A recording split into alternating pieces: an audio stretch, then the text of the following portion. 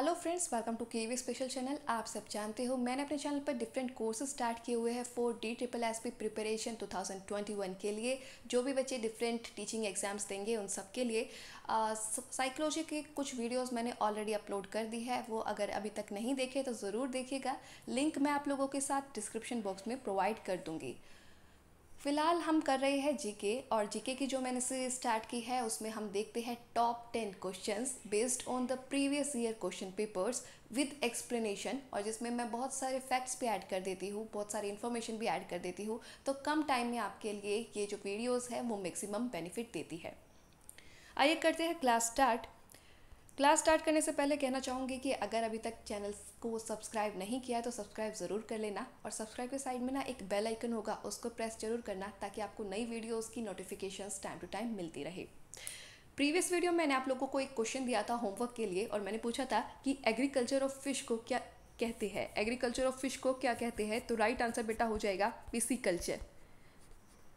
Right answer हो जाएगा pisciculture. और एक चीज़ और कहना चाहूँगी कि एक्टिवली पार्टिसिपेट किया कीजिए क्विज़ में, जिससे आपके भी इंफॉर्मेशन, आपकी भी नॉलेज बढ़ेगी और मुझे भी अच्छा लगेगा कि बच्चे भी एक्टिव पार्टिसिपेशन करते हैं।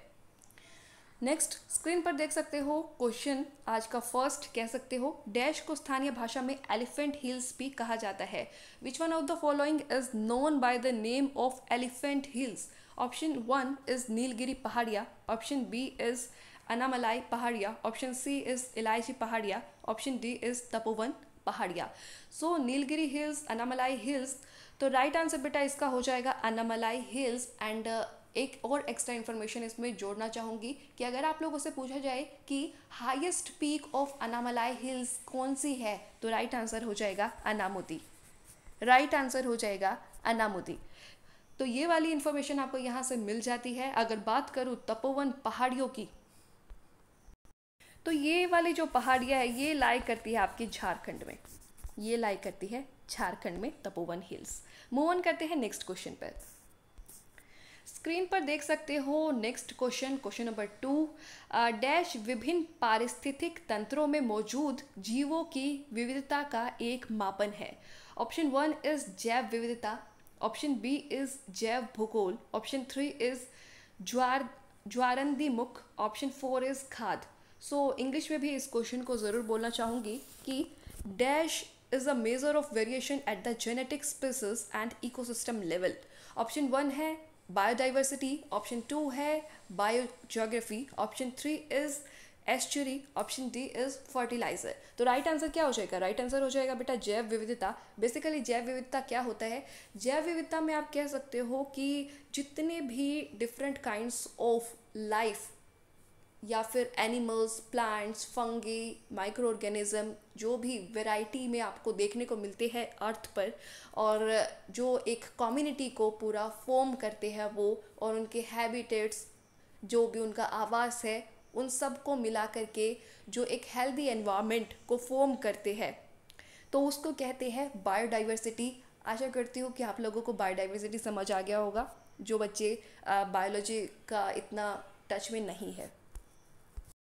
स्क्रीन पर देख सकते हो नेक्स्ट क्वेश्चन। स्कर्वी रोग विटामिन डैश की कमी के कारण होता है। Scurvy disease is caused by the lack of vitamin. Option 1 है सी, ऑप्शन डी है D, option 2 is vitamin D, option 3 is vitamin A, option 4 is vitamin E. तो राइट आंसर है विटामिन ई। विटामिन ई की कमी से हो जाता है स्कर्वी डिजीज। अगर आपसे पूछा जाए विटामिन डी की वजह से कौन सी डिजीज होती है, तो राइट आंसर हो जाएगा बेटा रिकेट्स। याद रखिएगा, इसमें क्या होती है? बोन्स कमज़ोर हो जाती है, हड्डियाँ कमज़ोर हो जाती है। विटामिन ए की कमी से आप लोगों से पूछे अगर कि विटामिन ए की कमी से कौन से हो जाती है और 4 ऑप्शंस दे दे, तो नाइट ब्लाइंडनेस, जिसको हिंदी में रतौंधी कहते हैं, तो नाइट ब्लाइंडनेस हो जाता है किसकी वजह से? विटामिन ए की डेफिशिएंसी की वजह से। एक और इसमें बहुत ही इंपॉर्टेंट क्वेश्चन जोड़ना चाहूँगी, इन्फॉर्मेशन जोड़ना चाहूँगी कि अगर आपसे पूछा जाता है कि beri is caused by, beri disease is caused by, और ऑप्शन आप लोगों को सपोज यहाँ पर ई की जगह बी लिखा हुआ है, ठीक है, ई की जगह बी लिखा हुआ है, तो राइट आंसर हो जाएगा विटामिन बी। और अगर आप लोगों से प्रॉपर विटामिन B1, B2 इस तरीके से दिया हुआ है, तो राइट आंसर हो जाएगा beri is caused by vitamin B1। ये हो जाएगा आपका right answer. So next question screen पर देख सकते हो, निम्नलिखित में से किस पर्वतमाला को सेवन सिस्टर्स के नाम से भी जाना जाता है? Which one of the following mountainous range is known by the name of seven sisters? Option 1 is Vindhya mountain range, option B is Aravalli mountainous range, option C is Purvanchal पर्वतमाला, ऑप्शन 4 इज काराकोरम पर्वतमाला। तो राइट आंसर हो जाएगा पूर्वांचल पर्वतमाला, जिसने आपकी जो north east वाली स्टेट्स है बेसिकली उनको सेवन सिस्टर्स के नाम से जानते हैं। तो पूर्वांचल पर्वतमाला राइट आंसर यहाँ पर हो जाएगा। मूव ऑन करते हैं नेक्स्ट क्वेश्चन पर। स्क्रीन पर आप लोग देख सकते हो, डैश में डोर्सो वेंट्रली भाग में चपटा शरीर है और इसलिए इसे चपटा कृमि कहा जाता है। इंग्लिश में भी बोलना चाहूँगी कि dash are dorsoventrally flattened surface and also known by the name flatworms. तो राइट आंसर हो जाएगा बच्चे platyhelminthes. Platyhelminthes is the right answer. And एक और इन्फॉर्मेशन यहाँ पर आप लोगों के साथ देना चाहूँगी कि आपसे अगर पूछा जाए कि dash are the largest phylum of animals without a body cavity, body cavity के बिना जो लार्जेस्ट फाइलम है वो कौन सा है? तो राइट आंसर तब भी क्या होगा? चपटा कृमि या फिर फ्लैटवर्म होगा, फ्लैटवर्म होगा। स्क्रीन पर देख सकते हो नेक्स्ट क्वेश्चन, अक्सर फेस्टिवल से डांस से क्वेश्चंस देखने को मिल जाते हैं, स्टैटिक जीके से बिल्कुल DSSS पे क्वेश्चंस पूछता है। सो यहाँ भी है एक फेस्टिवल से क्वेश्चन। कूट त्यौहार एक प्रमुख फसल कटाई त्यौहार है जो कुकी-चिन जनजातियों द्वारा डैश के महीने में मनाया जाता है। तो जो एक ट्राइब है कुकी-चिन, ये कुकी-चिन जो मिलती है हमें कौन से स्टेट में देखने को मिलती है? मिजोरम में देखने को मिलती है। और ये फसल कटाई के दौरान होता है और ये मनाया जाता है बेटा नवंबर हो जाएगा इसका right answer. Next question again biology से, वह घटना जिसके द्वारा पौधे बढ़ते हैं या स्पर्श करने पर प्रतिक्रिया करते हैं डैश के रूप में जाना जाता है। तो dash is a directional growth movement which occurs as a mechanosensory response to a touch stimulus. In English ये हो जाएगा ऑप्शन 1 इज वाष्पोत्सर्जन जिसको इंग्लिश में कहते हैं ट्रांसपिरेशन, ऑप्शन 2 इज परासरण जिसको कहते हैं oasis, option 3 is thigmotropism, option 4 is प्रकाशानुवर्तन जिसको फोटोसिंथेसिस कहते हैं। तो राइट आंसर हो जाएगा थिग्मोट्रॉफिज्म। सो थिग्मोट्रॉफिज्म ही ऐसा प्रोसेस है जिसमें अगर टच करते हैं तो ये टच स्टिमुलस से जो है रिएक्ट करता है या रिस्पॉन्स करता है आप कह सकते हो, और एक डायरेक्शनल ग्रोथ मूवमेंट इनमें देखने को मिलती है। टिपिकली ये हमें ट्विनिंग प्लांट्स एंड टेंड्रिल्स में देखने को मिलता है। सो थिग्मोट्रॉफिज्म के ये एग्जाम्पल आप कह सकते हो। स्क्रीन पर देख सकते हो नेक्स्ट क्वेश्चन जिसमें 2018 एंड 19 में मक्के का MSP क्या था, न्यूनतम समर्थन मूल्य क्या है, ये पूछा गया था। हालांकि अब इसका 2021 में इतना कुछ एग्जिस्टेंस इस क्वेश्चन का नहीं रहा है, लेकिन मैं बताना चाहूँगी कि DSSS है तो कहीं से भी कुछ भी क्वेश्चन पूछ लेता है। और हर शिफ्ट में ऐसा नहीं है कि इसी में इन्होंने पूछा था, एक शिफ्ट में नहीं पूछा, हर शिफ्ट में इन्होंने किसी में मक्के का, किसी में दाल का, किसी में गेहूं का, किसी में चावल का, सब में MSP पूछा था। तो ये वाली चीज़ें बच्चों को नहीं आती थी। तो ऐसे वाले क्वेश्चंस आए ना तो इन वाले क्वेश्चंस को छोड़ना होता है। अगर बिल्कुल ही आपको नहीं पता तो उस क्वेश्चन में रिस्क लेने का या फिर तुक्के मारने का कोई फ़ायदा नहीं है, नेगेटिव भी जाएगा, साथ में आपकी चवन्नी भी कटेगी। तो ऐसे वाले क्वेश्चन आए तो सीधा स्किप करो एंड नेक्स्ट क्वेश्चन पर आ जाओ।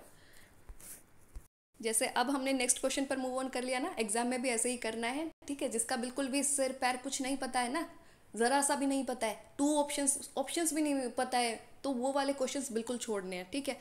क्योंकि नेगेटिव मार्किंग भी होती है। नेक्स्ट क्वेश्चन आप स्क्रीन पर देख सकते हो, Subrahmanyan Chandrasekhar received the Nobel prize in 1983 for his contribution in the field of, पहला है chemistry, option 2 literature, option 3 physics, option 4 is peace. तो राइट आंसर हो जाएगा फिजिक्स। सुब्रमण्यम चंद्रशेखर को जो नोबेल प्राइज़ मिला था 1983 में मिला था, फिजिक्स में मिला था।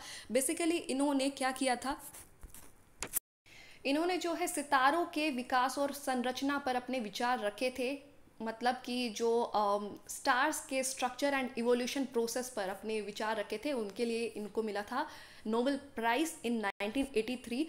साथ ही एक और इन्फॉर्मेशन देना चाहूँगी, सीवी रमन जो थे ना, इनको जो नोबेल प्राइज़ मिला था बेटा वो मिला था 1888 में, और रमन इफेक्ट के लिए मिला था और फिजिक्स की फील्ड में ही मिला था। तो ये हो जाता है आपका नेक्स्ट क्वेश्चन पर मूव ऑन करते हैं। ये इन्फॉर्मेशन बिल्कुल याद रखेगा, हो सकता है आप लोगों से इस बार पूछ ली जाए। इस वीडियो का last question India 2020 a vision for the new millennium dash द्वारा लिखी गई है। ऑप्शन 1 है अबुल पाकिर जैनुलाब्दीन अब्दुल कलाम, जिसको एपीजे कलाम अब्दुल कलाम आप शॉर्ट फॉर्म में कह सकते हो। Option 2 is Sarvepalli Radhakrishnan. Option C है राजेंद्र प्रसाद। ऑप्शन डी है रविंद्रनाथ। तो राइट आंसर हो जाएगा एपीजे अब्दुल कलाम, जिन्होंने लिखी है India 2020 a vision for the new millennium book. तो यहाँ पर करती हूँ ये वाली सीरीज़ ख़त्म। मिलते हैं नेक्स्ट पार्ट में नेक्स्ट वीडियो के साथ, जिसमें हम और टॉप 10 क्वेश्चंस डिस्कस करेंगे। आशा करती हूँ आप लोगों को वीडियो पसंद आ रही होगी। अगर कोई सजेशन हो तो बिल्कुल दे सकते हो। सब्सक्राइब नहीं किया तो ज़रूर कीजिएगा। वीडियो पसंद आती है तो लाइक ज़रूर करना, एंड कोई डाउट हो तो कमेंट करके पूछ सकते हो। अगर कोई नोन है तो वीडियो को ज़्यादा से ज़्यादा शेयर करो, फैला दो बिल्कुल। ठीक है, आपने वीडियो देखी उसके लिए thank you so much and all the best for your future.